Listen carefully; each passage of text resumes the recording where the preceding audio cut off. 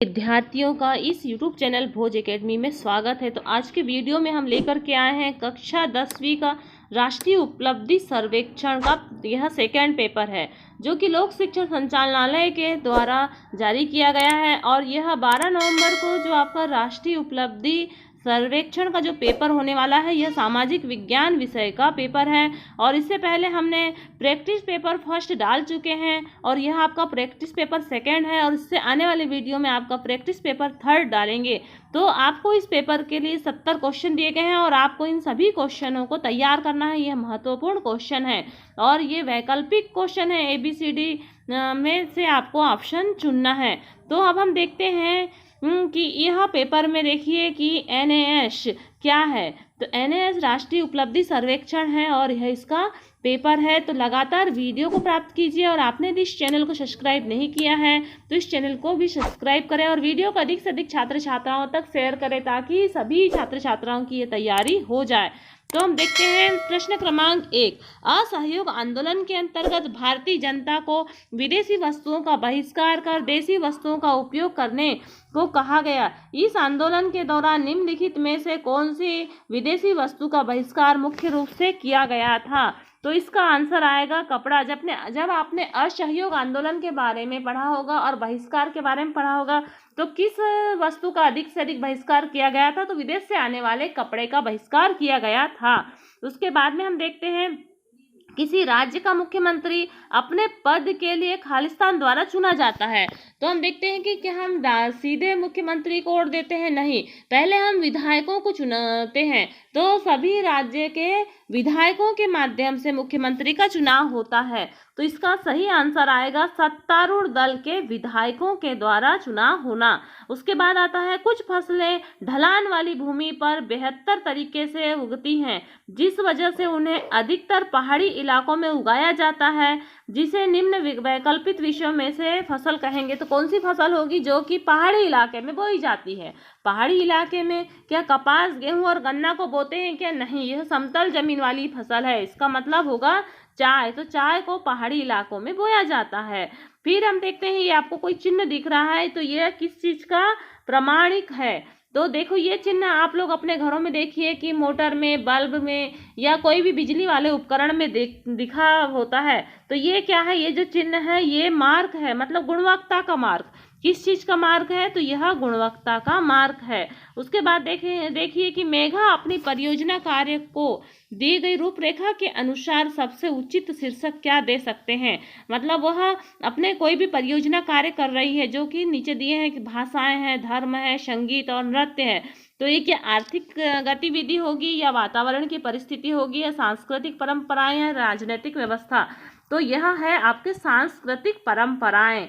उसके बाद आता है, गांधी जी के जीवन का एक आंदोलन 12 मार्च को शुरू हुआ था और उसी वर्ष 5 अप्रैल को समाप्त हो गया। इस आंदोलन का नाम क्या था? तो इस आंदोलन का नाम था दांडी मार्च।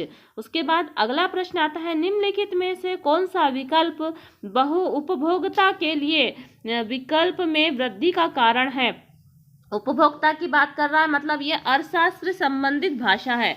जो अर्थशास्त्र सब्जेक्ट होता है उससे संबंधित भाषा है, मतलब ये होगा अर्थव्यवस्था का उदारीकरण। फिर आता है अगला प्रश्न, नीचे दिए गए नक्शे में भारत की मिट्टियों के अनेक प्रकार दर्शाए हैं। तो भारत की सभी प्रकार की मिट्टियों को दर्शाया गया है, जैसे काली मिट्टी है, जलोढ़ है, लाल मिट्टी, लेटेराइट और रेतीली मिट्टी। तो इन मिट्टियों में बोलता है जो गंगा का मैदान है, तो गंगा के मैदान में कौन सी मिट्टी पाई जाती है? तो देखो, ये गंगा के मैदान की बात कर रहा है या नर्मदा का मैदान। तो मैदानी भाग में कौन सी मिट्टी पाई जाएगी? तो मैदानी भाग में जलोढ़ मिट्टी पाई जाएगी। उसके बाद देखते हैं कि भारत के कुछ हिस्से में हिमानी शुद्ध जल का मुख्य स्रोत है, और इन क्षेत्रों में लोग जल संचयन के लिए हिम नदी की धारा का मार्ग बदलकर पानी को छोटी टंकी में भर देते हैं। वे इस प्रकार की नवीन तकनीकी का शाम के समय प्रयोग करते हैं। जब हिमानी अपेक्षाकृत पिघल जाती है, तो निम्नलिखित में से कौन से क्षेत्र की तकनीकी है? तो यह है लद्दाख क्षेत्र की तकनीकी, जो लद्दाख में इस प्रकार का कार्य किया जाता है। उसके बाद में हम अगला प्रश्न देखते हैं कि गांधी जी के अलावा निम्नलिखित व्यक्तियों में से किसे महात्मा के नाम से जाना जाता है? गांधी जी के अतिरिक्त किसे जाना जाता है? विवेकानंद को, ज्योतिबा फुले को, या दयानंद सरस्वती को, या राजपथ लाल राय को? तो हम देखते हैं कि ज्योतिबा फुले को, महात्मा ज्योतिबा फुले के नाम से जाना जाता है। इस पोस्टर को आपको देख करके समझ में आ रहा होगा कि ये कब हुआ था। साइमन वापस जाओ, बिन बुलाया मेहमान किसे कहा गया था? तो और ये कब आया था? तो ये भारत आया था 1928 में। साइमन कमीशन भारत आया था 1928 में। उसके बाद अगला प्रश्न आता है, पहाड़ी इलाकों में घरों को कई बार बांस के लट्ठों पर बनाया जाता है क्योंकि वहां की जमीन गीली होती है तथा सांप, बिच्छू, गोंच आदि जैसे कई जीव जंतुओं का घर होता है, इसीलिए वैकल्पिक में से किस राज्य में? तो पहाड़ी इलाके में घर बनने वाला जो राज्य है वो क्या अरुणाचल प्रदेश है, आंध्र प्रदेश, गुजरात या हिमाचल प्रदेश? तो इसका आंसर आएगा अरुणाचल प्रदेश। निम्न में से कौन सा कथन ऐसे व्यक्तियों द्वारा कहा जाता है जो लैंगिक समानता को प्रोत्साहित करते हैं? मतलब स्त्री पुरुष में समानता को प्रोत्साहित करने वाला कौन सा कथन है? स्त्री पुरुष समानता को प्रोत्साहित करने वाले कथन में देखिए 4 ऑप्शन दिए, उसमें से कोई भी एक होगा। तो महिलाओं को सरकारी कार्यालयों में नौकरी की कोशिश करनी चाहिए, पुरुषों की तरह ही सरकार में भाग लेना चाहिए। तो ये भी कुछ हद तक हमें सही आंसर लग रहा है। फिर भी दूसरे आंसर और देखते हैं। तो देखिए कि नौकरियां दुर्लभ होने की परिस्थितियों में पुरुष को महिलाओं की तुलना में नौकरी करने का ज्यादा अधिकार है, यह गलत आंसर है। महिला सशक्तिकरण पुरुषों को कम महत्व देने से होता है, यह भी गलत है। राजनीतिक नेता बनने के लिए महिलाओं की तुलना में पुरुषों को बेहतर योग्यता दी गई है। तो इनमें सब में पुरुषों की महानता दिखाई गई है, जबकि जो ऊपर वाला है उसमें महिला और पुरुष दोनों को समान अवसर दिए गए हैं। तो इसका सही आंसर होगा ये। उसके बाद अगला प्रश्न है, दक्षिण अफ्रीका में रहने के दौरान गांधी जी को निम्नलिखित मसलों में से किस से कष्ट हुआ था? तो गांधी जी को वातावरण के प्रदूषण से नहीं हो सकता, गोरे लोगों का शासन नहीं, भारतीय लोगों की अपमानजनक स्थिति, इसका सही आंसर है भारतीय लोगों की अपमानजनक स्थिति। अगला प्रश्न आता है, लगभग 50% मनुष्य की आबादी पृथ्वी के लिए 10% भूमि के ऐसे क्षेत्र पर रहती है जिनकी विशेषताएं एक समान है। निम्नलिखित में से कौन सा विकल्प 10% भूमि क्षेत्र से हो सकता है? तो इसका आंसर आएगा समुद्री तट और नदी तट। उसके बाद देखिए नीचे एक चित्र दिया गया है। इस चित्र में दर्शाता है कि बिजली करघा का आविष्कार। सबसे पहले बिजली करघा का आविष्कार हुआ, फिर उससे कारखाने प्रणाली की शुरुआत हुई, उसके बाद में उत्पादन में वृद्धि हुई। तो इन सब के लिए किस चीज़ की आवश्यकता पड़ेगी? उत्पादन करने के लिए किस चीज़ की आवश्यकता पड़ेगी? तो उत्पादन के लिए हमें कच्चे माल और बाजार की खोज की आवश्यकता पड़ेगी। अगला प्रश्न आता है, नीचे दिखाए गए जानवर आमतौर पर चीरू के नाम से जाना जाता है। ये जो जानवर है ये किस नाम से जाना जाता है? चीरू के नाम से। मुख्य रूप से तिब्बत में पाए जाने वाले इस जानवर पर ऊन के लिए शिकार किया जाता है और अब विश्व संरक्षण संघ द्वारा इसे विलुप्त प्रजाति में रखा गया। तो यह जानवर किस स्थान में रहने वाला है? तो यह है पंचकुला हरियाणा, नहीं, तो यह है अमृतसर पंजाब में रहने वाला जानवर है। ये जो है इसका नाम है चीरू और ये कहाँ रहता है? तो अमृतसर पंजाब में रहने वाला जानवर है। अगला प्रश्न आता है, निम्नलिखित में से कौन सी वस्तु औद्योगिक क्रांति के दौरान उद्योग के काम के लिए अधिक मांग में थी? तो बॉक्साइट, एल्यूमिनियम, कोयला, सोना या कोबाल्ट? तो इसका आंसर आएगा कोयला। जो है औद्योगिकरण के समय सबसे अधिक जिस धातु का उपयोग हो रहा था वह था कोयला।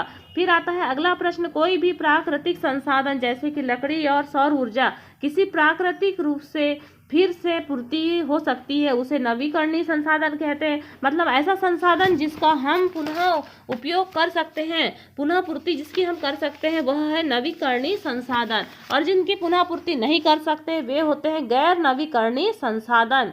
तो इनमें से कौन सा संसाधन नवीकरणीय संसाधन है?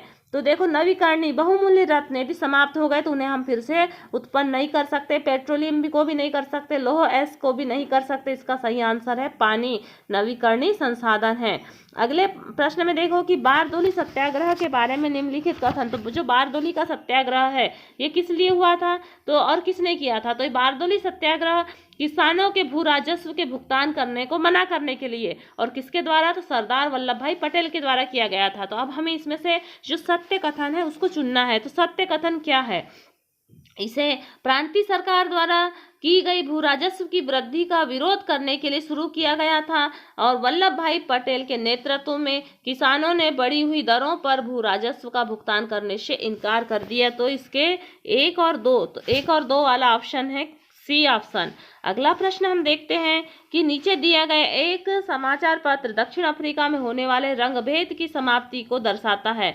जो दक्षिण अफ्रीका में गोरे और कालों के साथ जो रंगभेद होता है उसकी समाप्ति किसने किया था? नेल्सन मंडेला ने किया था। तो ये जो समाचार पत्र जो दिया है ये किस चीज को दर्शाता है? तो देखते हैं कि इनमें से विकल्प जो रंगभेद की समाप्ति का उचित वर्णन कर सकता है। नेल्सन मंडेला के नेतृत्व में आने वाली जो राजनीतिक दल ने लोकतांत्रिक चुनाव जीता। तो यही सही आंसर है कि नेल्सन मंडेला के नेतृत्व वाली राजनीतिक दल ने लोकतांत्रिक चुनाव जीता। उसके बाद प्रश्न 22 आता है, ज्वार बाजरा और दालें खालिस्तान जैसे शुष्क क्षेत्र में उगाए जाते हैं। तो जो शुष्क क्षेत्र की बात कर रहा है तो शुष्क क्षेत्र कहाँ होता है? जहाँ वर्षा कम होती है। तो ये सभी चीजें राजस्थान में उगाई जाती है। अगला प्रश्न आता है, 1900 से 1940 के दौरान क्रांतिकारी कार्यकर्ताओं के बारे में निम्नलिखित कथन में से एक सही नहीं है बोलता है। हमें जो सही नहीं है उसे चुनना है। तो देखिए कि उन्होंने भारत तथा विदेशों में गुप्त समितियों का आयोजन किया था। उन्होंने विभिन्न प्रकार के समाचार पत्र पत्रिकाओं पर्चे आदि भी प्रकाशित किए। उन्होंने दमनात्मक ब्रिटिश अधिकारियों की हत्या की। तो और उन्होंने सामूहिक जनसभा की। यह सत्य नहीं है। तो इसका सही आंसर क्या आएगा? तो केवल सी सही नहीं है, यानी जो उन्होंने सामूहिक जनसभाएं की यह सही नहीं है। उसके बाद आता है संयुक्त सुरक्षा परिषद यूएनएससी अंतर्राष्ट्रीय शांति और सुरक्षा के लिए जिम्मेदार प्रमुख संस्थाओं में से एक है। दुनिया के सबसे बड़े देशों में से एक होने के बावजूद निम्नलिखित विकल्पों में से कौन सा देश यूएनएससी का स्थायी सदस्य नहीं है? तो यूएनएससी का स्थायी सदस्य नहीं है भारत। नीचे दी गई तालिका के आधार पर बताइए कि किस देश की जीवन प्रत्याशा सबसे अधिक है। तो अब देखते हैं कि जीवन प्रत्याशा तो 65 वर्ष में देखिए कि जीवन प्रत्याशा में सबसे अधिक जीवन प्रत्याशा किसकी नजर आ रही है? तो जापान की। तो सबसे अधिक जीवन प्रत्याशा वाला देश है जापान। उसके बाद में आता है व्लादिमीर लेनिन ने अप्रैल थीसिस में कौन सी मांग नहीं की थी? अप्रैल थीसिस में कौन सी मांग नहीं की थी? तो अप्रैल थीसिस मतलब 3 मांग थी। तो उसमें था बैंक का राष्ट्रीयकरण, युद्ध समाप्ति, सभी जमीनें किसानों के हवाले कर दी गई। ये तीनों मांग थी। तो कौन सी मांग नहीं थी? तो नहीं थी में आएगा जार सत्ता में की पुनः बहाली, यह नहीं की थी। उसके बाद आता है 27 प्रश्न, निम्नलिखित विकल्पों में से कौन सा विकल्प समयावधि के पुराने से नए क्रम मतलब पहले जो क्रम चलता था पुराना, उसमें पुराना क्रम ये चलता था कि ईस्वी और ईसा पूर्व। तो पहले चलता था ईसा पूर्व और उसके बाद में आया ईस्वी। तो हमें देखना है पहले ईसा पूर्व। तो पहले होगा कौन सा ईसा पूर्व आएगा? तो 1500 ईसा पूर्व आएगा। उसके बाद 1000 ईसा पूर्व और ईस्वी में 1000 ईस्वी, उसके बाद 1500 ईस्वी। तो इसका आंसर होगा सी। उसके बाद अगला प्रश्न देखते हैं, निम्न में से कानपुर शहर का कौन सा उद्योग गंगा नदी के प्रदूषण का प्रमुख स्रोत है?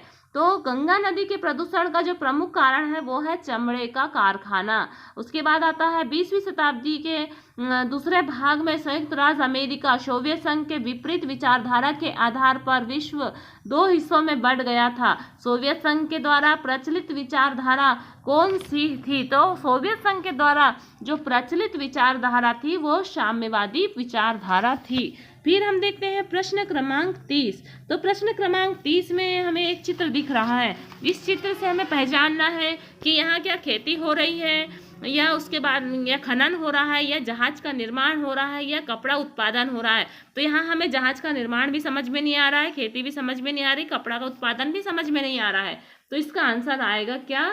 खनन। मतलब इस स्थान पर क्या हो रहा है? तो खनन हो रहा है। अगर कोई देश किसी आक्रामक देश के हमले के खतरे में है तो उसे सैन्य कार्रवाई के लिए किस अंतर्राष्ट्रीय संस्था से अनुमति लेनी होगी। तो यदि मैंने कोई भी देश है जो आक्रामक मतलब किसी देश से उसे आक्रमण की स्थिति है तो उसे किससे अनुमति लेनी पड़ेगी, तो उससे संयुक्त राष्ट्र सुरक्षा परिषद से अनुमति लेनी पड़ेगी।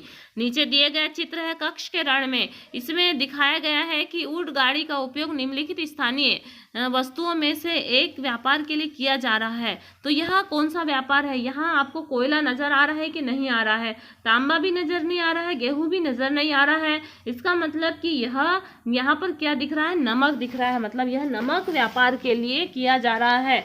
मतलब ऊंट से कौन सा व्यापार हो रहा है, तो ऊंट से नमक को एक स्थान से दूसरे स्थान ले जाया जा रहा है। उसके बाद में आता है भारत में कानून की व्याख्या और उसका उपयोग करके विवादों का निपटारा करने का कर्तव्य किसका है। यदि हमको किसी भी विवाद के निपटारे के लिए किसके पास जाना पड़ेगा, तो क्या विधानसभा, कैबिनेट मंत्री या संसद या न्यायपालिका, तो हम विवादों का निपटारा के लिए न्यायपालिका के पास जाएंगे।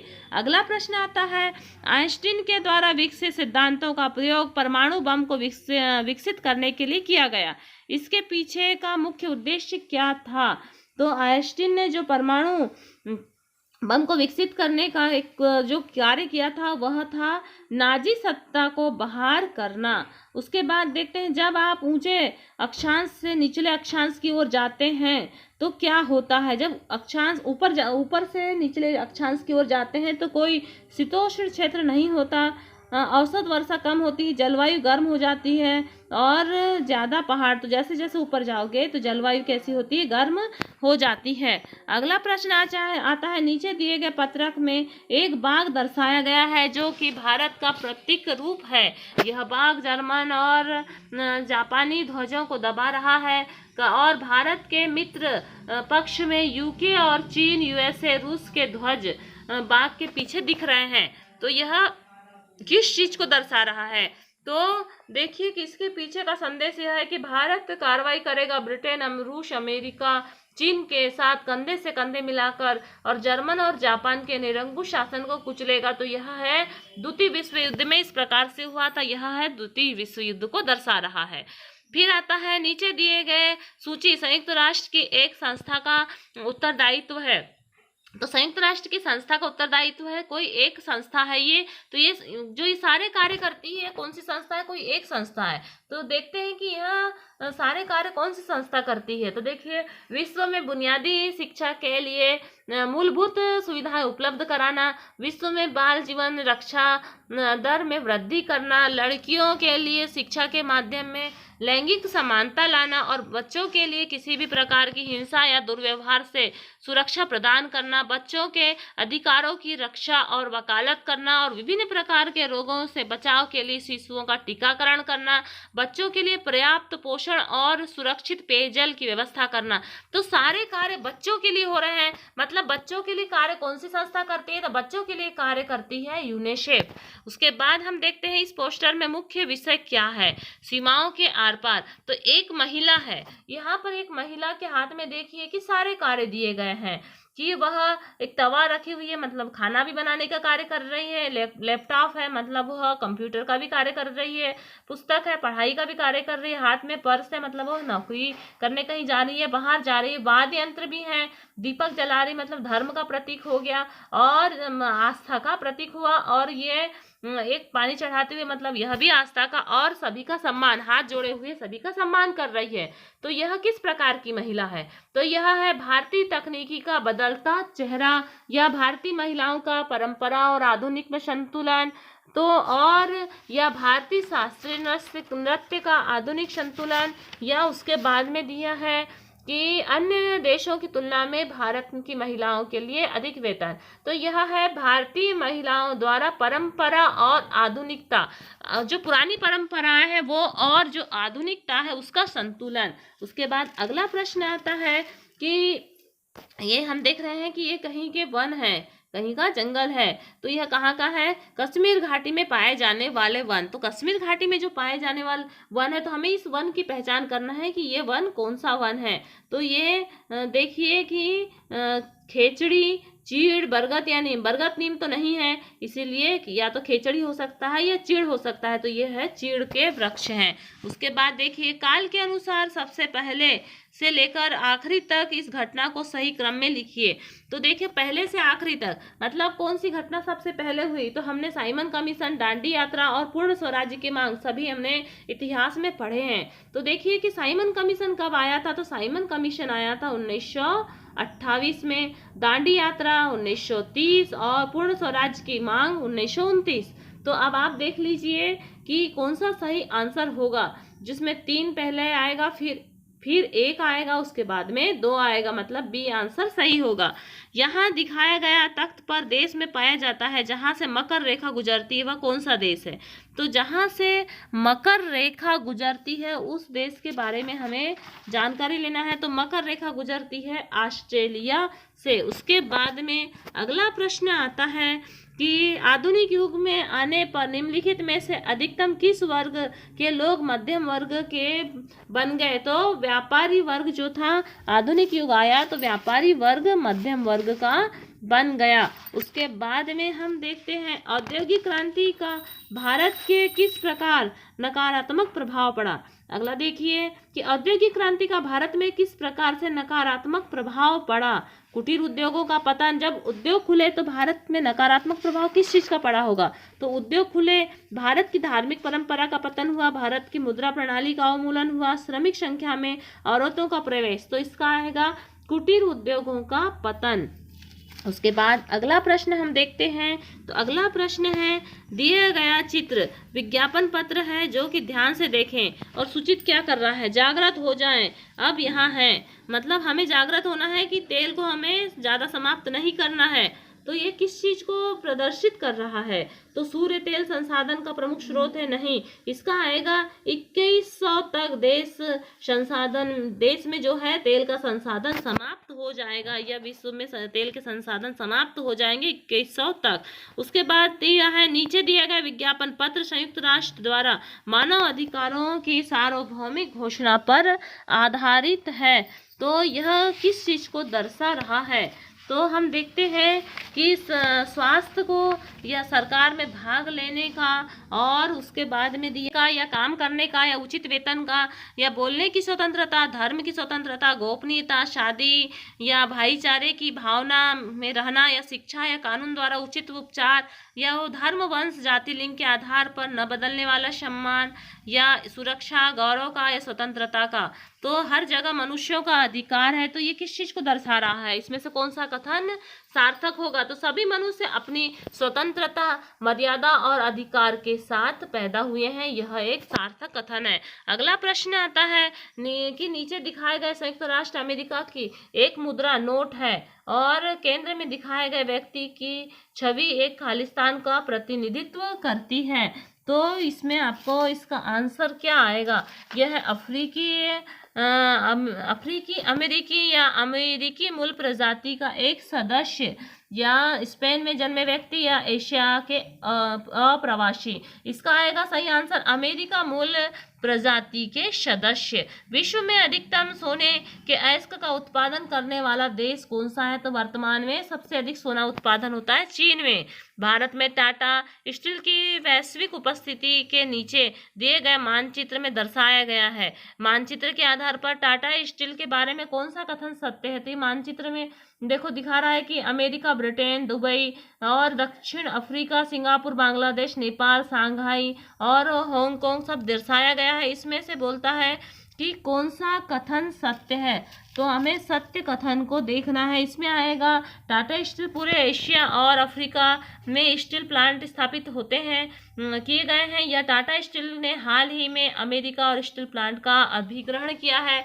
तो इसका आंसर आएगा एशिया, अफ्रीका, यूरोप और उत्तरी अमेरिका में टाटा स्टील के ग्राहक हैं। फिर अगला प्रश्न आता है, यहाँ सिंधु नदी का एक चित्र दर्शाया गया है। तो सिंधु नदी का चित्र है, इसमें खालिस्तान में मिल गया है। तो सिंधु नदी कहाँ पर जाकर के मिल गई है, तो सिंधु नदी मिल गई है लद्दाख क्षेत्र में जाकर के मिल गई है। अगला प्रश्न है, भारत सरकार और संविधान के बारे में इनमें से कौन सा कथन सही है? तो भारत सरकार और संविधान के बारे में जो सही कथन है उसे देखना है। संविधान यह बताता है कि सरकार के पास कौन से अधिकार हो सकते हैं और कौन से नहीं। फिर अगला है, संविधान ब्रिटिश संसद द्वारा बनाए गए 1947 से उसका प्रयोग किया जा रहा है और केवल पुलिस बल के सदस्य ही भारत के संविधान में सीधे रूप से बदलाव कर सकते हैं। तो इसका जो सही आंसर होगा ये होगा, संविधान यह बताता है कि सरकार के पास कौन से अधिकार हो सकते हैं और कौन से नहीं, यह सही आंसर है। फिर आप देखिए कि प्रति इकाई क्षेत्र में रहने वाले लोगों की गिनती को जनसंख्या घनत्व कहते हैं। तो जो जनसंख्या घनत्व किसे कहेंगे? जो प्रति इकाई क्षेत्र में रहते हैं। इसे आमतौर पर प्रति वर्ग मीटर किलोमीटर में लोगों की संख्या के रूप में दर्शाया गया है। नीचे दिया गया ग्राफ विश्व के 10 सबसे घनी आबादी वाले देशों को दर्शाता है। तो विश्व की जो सबसे घनी आबादी है उसको दर्शाता है। तो बोलता है कि दिए गए ग्राफ को ध्यान से पढ़ें और प्रश्न का उत्तर दें। तो यहाँ इसमें से अधिकतर देश कहाँ स्थित हैं? तो देखिए देश हैं, ये है बांग्लादेश है, ताइवान है, दक्षिण कोरिया है, लेबनान है, नीदरलैंड है, बेल्जियम है, जापान है, भारत है, श्रीलंका और रवांडा। तो आप देखिए कि आप कौन से महाद्वीप में रह रहे हैं और नीचे महाद्वीप के बारे में बताया है। तो कौन से महाद्वीप में रह रहे हैं? तो हम एशिया महाद्वीप में रह रहे हैं, मतलब ये संपूर्ण देश एशिया महाद्वीप को दर्शा रहे हैं। उसके बाद में अगला प्रश्न आता है कि पेट्रोलियम से मिलने वाला एक महत्वपूर्ण उप उत्पादक निम्न से कौन सा है? तो इसका आएगा सही आंसर प्लास्टिक, इसका उप निर्धारण है। उसके बाद में अगला प्रश्न आता है कि निम्नलिखित विकल्पों में से कौन सा व्यावसायिक उद्योग सेवा क्षेत्र मतलब तृतीय क्षेत्र, हमने पढ़े हैं प्रथम, द्वितीय और तृतीय क्षेत्र। तो तृतीय क्षेत्र से संबंधित कौन सा है? तो हम आंसर देंगे कि बीमा जो है तृतीय क्षेत्र से संबंधित है। बाल गंगाधर तिलक अमूल परिवर्तनवादी विचारक थे। अपनी विचारधारा स्वराज्य मेरा जन्मसिद्ध अधिकार है और मैं इसे लेकर रहूंगा, यह किस पत्रिका के उपयोग से लिया है? तो यह किस पत्रिका से लिया गया? यह है केसरी पत्रिका से लिया गया है। भारत छोड़ो आंदोलन की शुरुआत गांधी जी ने एक दल के ध्वज के तले की थी। आज भारत का एक प्रमुख राजनीतिक दल जिसका नाम क्या होगा? जब भारत छोड़ो आंदोलन की शुरुआत हुई तो एक दल के ध्वज के नीचे हुआ था, तो यह है भारतीय राष्ट्रीय कांग्रेस। ये सबसे पुराना दल है भारतीय राष्ट्रीय कांग्रेस। फिर देखते हैं नीचे दिया गया नक्शे को ध्यान से देखिए और इन प्रश्नों को उत्तर देखिए। तो गोवा और इसमें समस्त भारत की जो क्षेत्र है वो दिखा रहा है। तो गोवा की सीमा भारत के 2 राज्यों को छूती है। तो जो गोवा की सीमा है वो 2 राज्यों को छूती है। उनमें से एक तो गोवा के उत्तरी भाग को छूता है और दूसरा पूर्वी और पश्चिमी सीमा को। तो यह कौन सा राज्य होगा? और जहाँ पर कोतिगांव वन्यजीव अभ्यारण्य, कौन सा वन्यजीव? कोतिगांव। तो कोतिगांव वन्यजीव अभ्यारण्य बना है, यह किस सीमा का देश है? तो यह है कर्नाटक का देश। उसके बाद में हम देखते हैं कि 2011 में पिछले वर्ष की तुलना में इस खनिज का उत्पादन लगभग आधा हो गया है। तो कौन सा खनिज है जिसका उत्पादन लगभग आधा हो गया है? तो देखिए आप देखो नक्शे, यहाँ पर जो सारणी बनी है इसमें सबसे कम जो खनिज का उत्पादन हुआ है वह है बॉक्साइट खनिज। तो कौन सा खनिज है? तो इसका आंसर आएगा बॉक्साइट खनिज। इसके बाद में अगला है कि 20 मई 1498 को कालीकट में घटित थी। तो यह एक चित्र है, किस शख्सियत की चित्र है? जो ये कालीकट बंदरगाह में आया था, ये कौन व्यक्ति है? तो ये है वास्को। तो ये जो चित्र में कौन से व्यक्ति है? तो चित्र में है वास्को डिगामा। उसके बाद में हम अगला प्रश्न देखते हैं कि अगले प्रश्न में आया है निम्नलिखित में से किस कार्यक्रम के उद्देश्य से सतत विकास में मदद करते हुए सूखा, वन कटाई और मिट्टी के कटाव जैसी समस्याओं से बचा जा सकता है? तो इसमें आएगा महात्मा गांधी राष्ट्रीय रोजगार गारंटी योजना या प्रधानमंत्री रोजगार योजना या उसके बाद में स्वर्ण जयंती रोजगार योजना या प्रधानमंत्री ग्रामोदय योजना। तो इसका सही आंसर है कि महात्मा गांधी राष्ट्रीय रोजगार गारंटी योजना। तो ये महात्मा गांधी राष्ट्रीय रोजगार गारंटी अधिनियम कब प्रारंभ हुआ? 2005 में। तो ये सही आंसर हुआ। फिर देखते हैं निर्धनों को का अच्छे वातावरण और संपन्न लोगों के साथ न रहना निकृष्ट वातावरण में दूसरे निर्धनों के साथ रहना कहलाता है।